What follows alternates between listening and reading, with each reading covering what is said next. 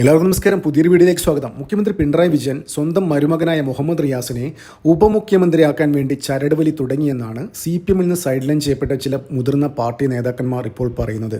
അപ്പോൾ ഇക്കഴിഞ്ഞ സംസ്ഥാന സമ്മേളനത്തിൽ, കൊല്ലത്ത് സമാപിച്ച സംസ്ഥാന സമ്മേളനത്തിൽ തനിക്കെതിരെ ഉയരാൻ സാധ്യതയുണ്ടായിരുന്ന അവസാനത്തെ ശബ്ദത്തെയും പിണറായി അടിച്ചൊതുക്കി. ഇപ്പോൾ പാർട്ടിയിൽ പിണറായി ഒരു ഏകഛത്രാധിപതിയാണ്. പാർട്ടിയെ സ്വന്തം ഉള്ളം കയ്യിലെടുത്ത് അമ്മാനമാടുകയാണ് പിണറായി വിജയൻ. അപ്പോൾ പിണറായി ലക്ഷ്യം വെക്കുന്നത് അടുത്ത തെരഞ്ഞെടുപ്പ്, അതായത് 2026 ഇനി തെരഞ്ഞെടുപ്പ്, അടുത്ത വർഷം. ഇനി ഏകദേശം ഒരു വർഷം കൂടി മാത്രമേ ബാക്കിയുള്ളൂ. ഈ 6 മാസത്തിനിടക്ക് മരുമകനെ റിയാസിനെ ഉപമുഖ്യമന്ത്രി സ്ഥാനത്ത് ഇരുത്താനാണ് പിണറായിയുടെ പരിപാടി. ഇത് എത്രത്തോളം സക്സസ് ആവുമെന്ന് കണ്ടറിയേണ്ടിയിരിക്കുന്നത്. അതായത് ഏതായാലും പാർട്ടി പിണറായിയുടെ കൈവശത്ത് തന്നെയാണല്ലോ, സത്യം അവിടെ ഇരിക്കട്ടെ. പക്ഷേ ഒരുപാട് എതിർ ശബ്ദങ്ങൾ വരാനുള്ള സാധ്യതയുണ്ട്. അത് കേരളത്തിൽ പാർട്ടിക്ക് വലിയ തിരിച്ചടിയാവാനുള്ള സാധ്യതയൊക്കെ ഉണ്ട് എന്ന് ചില ആൾക്കാർ ഉയർത്തിക്കൊണ്ടുവരാനുള്ള സാധ്യതയുണ്ട്. അപ്പോൾ അതൊക്കെ മുന്നിൽ നിർത്തി ഇത് എത്രത്തോളം സക്സസ് ആവുന്നവർക്ക് നമുക്ക് കണ്ടറിയേണ്ടിയിരിക്കുന്നു. എന്ത് തന്നെയായാലും പിണറായി വിജയൻ്റെ സ്വഭാവം വെച്ച് നോക്കുകയാണെങ്കിൽ അദ്ദേഹം മറ്റുള്ളവർ പറയുന്ന ഒന്നും ചിന്തിക്കാറേയില്ല. തനിക്ക് തോന്നിയത് അങ്ങ് ശരിക്കും എക്സിക്യൂട്ട് ചെയ്യും, ഇംപ്ലിമെൻറ്റ് ചെയ്യും. ആരും വാക്കിനെ എന്താ പറയണ്ടത്, മറ്റുള്ളവർ പറയുന്നത് എന്താണെന്ന്, അത് എന്നെക്കുറിച്ച് എന്ത് ധരിക്കുന്നുള്ള ധാരണ ഒന്നും പുള്ളിക്കില്ല. പുള്ളിക്ക് തോന്നിയത് എന്താണെന്ന് വെച്ചാൽ അത് എക്സിക്യൂട്ട് ചെയ്യും. അപ്പോൾ എന്ത് തന്നെയായാലും അടുത്ത 6 മാസത്തിനുള്ളിൽ മുഹമ്മദ് റിയാസിനെ ഉപമുഖ്യമന്ത്രിയാക്കാനാണ് തീരുമാനം. ഇപ്പോൾ തന്നെ പിണറായി വിജയൻ വെറുതെ ആ മുഖ്യമന്ത്രി സ്ഥാനത്ത് ഇരിക്കുന്നത് മാത്രമേ ഉള്ളൂ. കൂടുതൽ എല്ലാ കാര്യങ്ങളും കൈകാര്യം ചെയ്യുന്നതും എല്ലാം റിയാസാണ്. പിണറായി വിജയന് നേരാവണ്ണം എഴുന്നേറ്റ് നടക്കാൻ പോലും പറ്റുന്നില്ല, ഒരു ഒപ്പിടാൻ പോലും വയ്യാത്ത അവസ്ഥയിലാണ്. അപ്പോൾ സൂപ്പർ മുഖ്യമന്ത്രിയായിട്ട് ഇരിക്കുന്നത് മരുമകൻ തന്നെയാണ്. എല്ലാ കാര്യങ്ങളും ഡിസൈഡ് ചെയ്യുന്നതും എല്ലാം ചെയ്യുന്നതും എന്താ പറയേണ്ടത് മരുമകൻ തന്നെയാണ്. മരുമകന് ഇവിടെ ഇത് ചില മുസ്ലിം സംഘടനകളുടെ സപ്പോർട്ട് കൂടിയുണ്ട് എന്നുള്ള സത്യം നിലനിൽക്കെ കേരളത്തിലെ മാധ്യമങ്ങളൊക്കെ ഇതൊക്കെ പലതവണ ചൂണ്ടിക്കാട്ടിയിരുന്നു. സൂപ്പർ മുഖ്യമന്ത്രി കളിക്കുകയാണ് റിയാസിനൊക്കെ പല വിഷയത്തിലും. അതായത് അമിതമായ മുസ്ലിം പ്രീണനം നടത്തുന്ന പല വിഷയത്തിലും ഇത്തരം കാര്യങ്ങൾ BJPയുടെ സംസ്ഥാന പ്രസിഡന്റ് സുരേന്ദ്രൻ തന്നെ തുറന്നു കാട്ടിയിരുന്നു.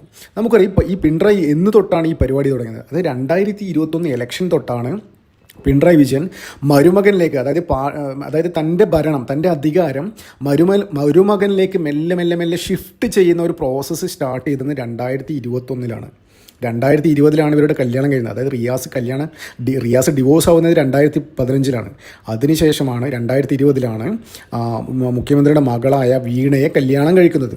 അതിനുശേഷമാണ്, അതായത് ഈ ചെറുപ്പക്കാരൻ്റെ കടന്നുവരവിന് ശേഷമാണ് പിണറായി വിജയനൊക്കെ ഈ തരത്തിൽ പാർട്ടിയെ എന്താ പറയുക നശിപ്പിക്കുന്ന തരത്തിലേക്ക് പിണറായി നീങ്ങാൻ തുടങ്ങിയത്. അതായത് പാർട്ടിയിൽ നെപ്പോട്ടിസം കൊണ്ടുവരിക, അതായത് തനിക്ക് ശേഷം അധികാരം ഫുൾ മരുമകനിലേക്ക് ഷിഫ്റ്റ് ചെയ്യുക. ഈ പ്രോസസ്സ് പിണറായി സ്റ്റാർട്ട് ചെയ്ത് ശരിക്കും 2021 ഇലക്ഷനാണ്. ആ 2021 ഇലക്ഷനിലാണ് മുഹമ്മദ് റിയാസ് ബേപ്പൂർ മത്സരിക്കുന്നത്.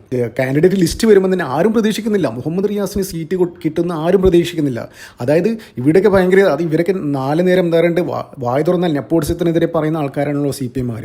അപ്പോൾ ഇവിടുത്തെ മാധ്യമങ്ങളൊക്കെ അയ്യോ പിണറായി വിജയൻ കേരളത്തിലെ CPM ഒന്നും അങ്ങനെയല്ല, അവരൊന്നും നെപ്പോട്ടിസത്തിന് എതിരാണ്, എന്തായാലും കൊടുക്കില്ല എന്നൊക്കെ പറഞ്ഞു. എന്താ ഈ കാൻഡിഡേറ്റ് ലിസ്റ്റ് വരുമ്പോൾ മുഹമ്മദ് റിയാസ് ഷുവർ സീറ്റായ ബേപ്പൂരിൽ എന്താ പറയണ്ടത് പിണറായി വിജയൻ നിർത്തി. അവിടുന്ന് ജയിച്ചതിന് ശേഷം, ഭരണം കിട്ടിയതിന് ശേഷം, ഭരണം കിട്ടിയതിന് ശേഷം അവിടുന്ന് മാധ്യമങ്ങളും എല്ലാവരും പറഞ്ഞു അയ്യോ മന്ത്രിസ്ഥാനത്ത് മുഹമ്മദ് റിയാസിനെ എന്തായാലും മന്ത്രിയാക്കില്ല കേട്ടോ, അതായത് പിണറായി വിജയൻ അത്തരത്തിൽ ചെയ്യില്ല എന്നൊക്കെ. എവിടെ ഞാൻ ആദ്യം പറഞ്ഞു പിണറായി വിജയൻ മറ്റുള്ളവർ വാക്കി കേൾക്കില്ല, തന്നെക്കുറിച്ച് മറ്റുള്ളവർ മാധ്യമങ്ങൾ എന്ത് പറയുന്നൊന്നും അദ്ദേഹത്തിന് ആ ഒരു ചിന്തയില്ല. തനിക്ക് തോന്നിയത് അത് എക്സിക്യൂട്ട് ചെയ്തിരിക്കും. അതാണ് പിണറായിയുടെ സ്വഭാവം. അപ്പോൾ ഭരണം കിട്ടിയതിന് ശേഷം ഏറ്റവും സുപ്രധാനപ്പെട്ട വകുപ്പായ, ഒരുപാട് കാശുകൾ മറിയുന്ന വകുപ്പായ ടൂറിസവും PWDയും കൊടുത്തു പുള്ളിക്ക്. അപ്പോൾ ഇവരൊക്കെ എന്താ പറയുക ഒരക്ഷരം മിണ്ടാനില്ല ആർക്കും. കേരളത്തിലെ മാധ്യമങ്ങൾക്കോ എന്താണ് നെപ്പോട്ടിസത്തിനെതിരെ സംസാരിക്കുന്ന ഇവിടുത്തെ കമ്മികൾക്കൊന്നും ഒരക്ഷരം പറയാനുണ്ടായിരുന്നില്ല. അപ്പോൾ 2021 ഇലക്ഷനിൽ തന്നെ 2 തവണ മത്സരിച്ചവരെ മത്സരിപ്പിക്കേണ്ട തീരുമാനം എടുത്തതും പിണറായി തന്നെയാണ്. ആ സമയത്തൊക്കെ എന്താ പറയുക MA baby, PK Shrimati, AK ബാലൻ, തോമസ് ഐസക് ഇവരൊക്കെ ആ ഒരു ഇതിൽ സൈഡ് ലൈൻ ചെയ്യപ്പെട്ടു. അതായത് സ്വന്തം മരുമകനെ ഭാവി മുഖ്യമന്ത്രിയാക്കാൻ വേണ്ടി അതായത് എതിർസ്വരം, അതായത് ആ ഒരു പൊസിഷനിലേക്ക് വരാൻ സാധ്യതയുള്ള ആൾക്കാരൊക്കെ 2021 2 തവണ മത്സരിച്ചു എന്ന പേരിൽ എല്ലാവരും എന്താ പറയുക സൈഡ് ലൈൻ ചെയ്തു. അവരൊക്കെ ഇപ്പോൾ രാഷ്ട്രീയ ചിത്രത്തിലേ ഇല്ല, CPM ഉണ്ടോ എന്ന് തന്നെ അറിയില്ല. PK ശ്രീമതിയും AK ബാലനൊക്കെ ഇപ്പോൾ എന്താ പറയുക CPMൻ്റെ ഈ തീവ്രത അളക്കുന്ന എന്താ പറയുക ആ ഡിപ്പാർട്ട്മെൻറ്റ് കൈകാര്യം ചെയ്യുകയാണ്. ഈ തീവ്രത അളക്കില്ലേ, ആരെങ്കിലും ബലാത്സംഗം ചെയ്യുമോ, ആരെങ്കിലും പീഡിപ്പിക്കുകയോ ചെയ്യുമോ, അവർക്ക് എത്രത്തോളം എന്താ പറയുക അവരുടെ ലൈംഗിക ശേഷികളൊക്കെ, ഇതൊക്കെയാണ് ഇവരെ തീവ്രത അളക്കലാണ് ഈ AK ബാലൻ്റെയും ശ്രീമതിയുടെയും പരിപാടി. ഇന്ന് ലോകത്തിൽ എന്താ പറയുക CPMന് മാത്രം എന്താ പറയുക ഉള്ളൊരു കാര്യമാണ് തീവ്രത അളക്കുന്ന എഞ്ചിൻ. അതിലുള്ള ഏക ഒരു പാർട്ടി ഇന്ന് ലോകത്തിലെ ഒരു എന്താ പറയുക ഏക ഒരു പാർട്ടിയാണ് CPM. ആ എഞ്ചിൻ കൈകാര്യം ചെയ്യുന്നത് ഇപ്പോൾ എന്താ പറയുക PK ശ്രീമതി AK ബാലനുമാണ്. അവരൊക്കെ 2021 സൈഡ് ലൈൻ ചെയ്തതാണ്. അപ്പോൾ ഇക്കഴിഞ്ഞ സംസ്ഥാന സമ്മേളനത്തിൽ എന്താ പറയുക സംസ്ഥാന സെക്രട്ടേറിയറ്റിലേക്ക് ഈ ഏറാമൂളികളാണ്, പിണറായി വിജയനെ കൈകൂപ്പി മാത്രം തൊഴുന്ന ഏറാമൂളികളാണ് സംസ്ഥാന സെക്രട്ടേറിയറ്റിൽ. അതായത് MV Jayarajan, KK Shailaja, EP Jayarajan, M Swaraj, PK Biju, Saji Cherian, ഇവരൊക്കെയാണ് സെക്രട്ടേറിയറ്റിൽ. ഞാൻ ഒരു കാര്യം പറയട്ടെ, കഴിഞ്ഞ 25 വർഷമായി P ജയരാജൻ എന്തായാലും സംസ്ഥാന കമ്മിറ്റിയിൽ, പിന്നെ 25 കൊല്ലമായി മേഴ്സിക്കുട്ടി 25 കൊല്ലമായിട്ടോ സംസ്ഥാന കമ്മിറ്റിയിൽ, പിന്നെ UP ജോസഫ്, A പത്മകുമാർ, ഇവരൊക്കെ ഉണ്ടല്ലോ അത്ര 25 കൊല്ലമായി ജില്ലാ കമ്മിറ്റിയിൽ. അവർ സംസ്ഥാന കമ്മിറ്റിയിൽ പോലും എത്തിയില്ല ഇതുവരെയായിട്ട്. അപ്പോൾ വെറും 4 വർഷം കൊണ്ട് സംസ്ഥാന കമ്മിറ്റിയിൽ ഉണ്ടായിരുന്ന മുഹമ്മദ് റിയാസിനെ സംസ്ഥാന സെക്രട്ടേറിയറ്റിൽ ഉൾപ്പെടുത്തി എന്താ പറയുക ഉന്നതമായ മന്ത്രിസ്ഥാനം കൊടുത്തു, PWD മറ്റേ എന്താ പറയുക ടൂറിസം കൊടുത്തു. ഇനി ഉപമുഖ്യമന്ത്രിയാക്കാൻ പോവുകയാണ്. അതാണ് എന്നൊന്ന് ആലോചിച്ച് നോക്കിയേ, ഇയാൾ ഏത് തരത്തിലാണ്, എന്തൊക്കെയായിരുന്നു അത് കുറച്ച് വർഷം മുന്നേ. അതായത് ഈ രാഹുൽ ഗാന്ധി ഫാമിലിക്കെതിരെ എന്തൊക്കെ പറഞ്ഞിരുന്നു, ഇവിടെ നെപ്പോട്ടിസം അതാണ് ഇതാണെന്നൊക്കെ പറഞ്ഞിട്ട് എന്തൊക്കെ പറഞ്ഞിരുന്നു. സ്വന്തം കാര്യം വരുമ്പോൾ എന്താ പറയേണ്ടത്, അതൊക്കെ അണുവിട തെറ്റാതെ കറക്റ്റ് എല്ലാം പക്കയായിട്ട് എന്താ പറയുക മരുമകനെ ഉപമുഖ്യമന്ത്രിയാക്കാനുള്ള തത്രപ്പാടിലാണ് അദ്ദേഹം. അപ്പോൾ നമുക്ക് കാത്തിരിക്കും ഇത് എത്രത്തോളം സക്സസ് ആവും. ഞാൻ നേരത്തെ പറഞ്ഞാൽ എത്രത്തോളം സക്സസ് ആവുമെന്ന് നമുക്ക് അറിയില്ല.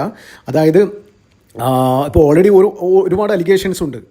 ഇദ്ദേഹമാണ് സൂപ്പർ മുഖ്യമന്ത്രി ചമയെന്നൊക്കെയുള്ള അലിഗേഷൻസ് ഉണ്ട് മാധ്യമങ്ങളൊക്കെ. അപ്പോൾ ഇവിടുത്തെ മറ്റു രാഷ്ട്രീയ പാർട്ടികൾ അതായത് BJPയും കോൺഗ്രസ്സൊക്കെ പിണറായിക്കെതിരെയുള്ള ആക്രമണം കടുപ്പിക്കും. ഇനി ഒരു വർഷം മാത്രമേ ഉള്ളൂ ഇനി അടുത്ത ഇലക്ഷനിൽ. വളരെ മോശം രീതിയിലായിരിക്കും ഇൻ കേസ് മുഹമ്മദ് റിയാസിന് ഉപമുഖ്യമന്ത്രി ആയാൽ പാർട്ടി അത് ബാധിക്കുക, വളരെ മോശമായിട്ടായിരിക്കും ബാധിക്കുക. ഇപ്പം തന്നെ എന്താ പറയുക അങ്ങേയറ്റത്തെ പിണറായിയോടുള്ള വെറുപ്പും പാർട്ടിക്കാരോടുള്ള വെറുപ്പും തന്നെയാണ്. അതായത് ഒരു അവസരത്തിന് വേണ്ടി ജനങ്ങൾ കാത്തിരിക്കുകയാണ് ഇയാളെ പിടിച്ച് താഴെയിറക്കാൻ വേണ്ടി. അപ്പോൾ ഇവർ എന്തെങ്കിലും അടവുപ്പായിട്ട് വരും, BJPയുടെ അഡ്ജസ്റ്റ്മെൻറ്റോ അങ്ങനെയുള്ള കാര്യങ്ങളൊക്കെ. എന്തായാലും നമുക്ക് കാത്തിരിക്കാം.